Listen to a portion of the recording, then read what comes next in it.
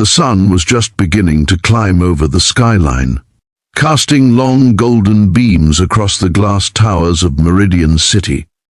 Inside the sprawling headquarters of ValenCorp, a quiet hum of activity filled the air.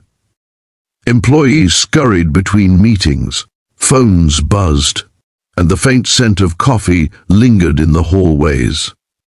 But amidst the bustle, one man moved silently, unnoticed, his mop swishing across the gleaming floors, his janitor uniform blending into the background of corporate opulence. His name was Marcus Hale, a single dad who had long accepted that the world rarely saw men like him, men who worked tirelessly in the shadows, who cleaned up after everyone else's chaos, and whose struggles never made the headlines. Today, however, would be different. Today, Marcus would change everything, though he didn't know it yet. Marcus's mornings were a delicate routine. He woke before dawn in his modest apartment to make breakfast for his 10-year-old daughter, Tessa, who was still curled up in bed, dreaming of superheroes and far-off adventures. After a quick breakfast of scrambled eggs and toast, he kissed her forehead, reminding her to stay safe and eat her lunch properly. Then, with a weary sigh and a silent prayer that his health would hold out, he caught the bus downtown. Life hadn't been easy since Tessa's mother left, and every day was a battle against exhaustion, financial strain, and self-doubt.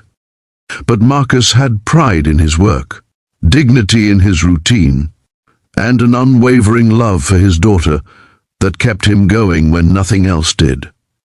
On this particular morning, the office seemed brighter, almost deceptively calm. The CEO of ValenCorp, Veronica Ashford, was expected to arrive for a crucial board meeting. Veronica, a woman in her late 30s, was known for her sharp mind, ruthless business tactics, and impeccable style. She commanded respect wherever she went, but she rarely noticed anyone outside her immediate circle. To her, janitors, assistants, and clerks were background noise, necessary, yet invisible. Marcus had seen her from afar countless times, the way she strode through the office in designer heels, phone in hand, eyes always scanning for the next deal or crisis. He had always respected her authority, but never imagined he would one day risk his life for her. The first moments of the morning passed uneventfully. Marcus pushed his mop across the marble floors, methodically cleaning as he watched the city awakening through the giant windows. Then, just as Veronica stepped into the main lobby, the unthinkable happened. A loud bang shattered the calm. Panic erupted like wildfire. People screamed and ducked. Papers flew, and the polished floor became a chaos of fear. Marcus's instincts kicked in instantly. He saw the gunman aiming at Veronica, his face twisted with rage, the weapon glinting under the harsh fluorescent lights. Without thinking, Marcus lunged forward, shoving Veronica out of the line of fire just as a deafening shot rang out. Pain seared through his shoulder and chest, and he crumpled to the ground, blood soaking through his uniform. Veronica screamed, frozen in terror, as Marcus whispered a weak but resolute, "It's okay. Stay down. If you believe in kindness and second chances, and that heroes come in unexpected forms, please hit like, comment, share, and subscribe to our channel, Kindness Spark." Today's story is one that will stay with you forever. The office was a whirlwind of chaos. Security tackled the shooter, employees screamed and called 911, and the city's police arrived within minutes. Veronica knelt beside Marcus, cradling his head in her hands trembling as she tried to staunch the bleeding. "Marcus, stay with me. Please, stay with me," she cried, her voice cracking. Marcus, barely conscious, could see the fear and genuine concern etched into her face. The irony wasn't lost on him. The woman he had spent years watching from a distance, someone who had never once acknowledged his existence beyond polite nods, now fought desperately to save his life. The ambulance ride was a blur. Marcus's vision flickered between the sterile white of the hospital ceiling and Veronica's anxious face. He could hear Tessa's laughter in his memory, feel the warmth of her tiny hands, and it gave him the strength to fight through the pain. The doctors worked quickly, stabilizing him and performing emergency surgery. Veronica stayed by his side the entire time, refusing to leave even when urged by hospital staff.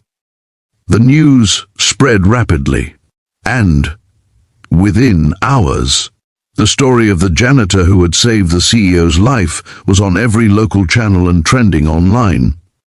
People were calling Marcus a hero, yet he barely felt heroic. He had done what anyone would do to protect a life. Still, for the first time in his life, he felt seen. Recovery was slow.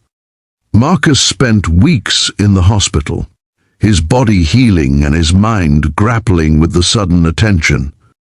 Donations poured in from strangers moved by his courage, and the local community organized fundraisers to support him and Tessa. Veronica, who had been absent from Marcus's world before, suddenly became a constant presence. She visited daily, bringing books, food, and heartfelt apologies for never noticing him before. Over time, a quiet bond formed between them, not romantic, at least not yet, but a mutual respect and understanding that transcended their social and professional differences. Back at ValenCorp, Veronica couldn't ignore what Marcus had done. She called an emergency board meeting, not to discuss profits or mergers, but to address the culture within her company. She realized that heroes weren't always in corner offices. Sometimes they were the people who swept the floors, served coffee, and quietly kept the engine running. She instituted new policies to ensure fair treatment, benefits, and recognition for employees at all levels. Marcus, once invisible, was offered a position of respect and responsibility, not just for his act of bravery, but because Veronica had finally seen his worth, his intelligence, and his integrity. The company culture began to shift, slowly but steadily, creating a ripple effect that reached every corner of the organization. Despite the physical pain and emotional strain, Marcus found a renewed sense of purpose.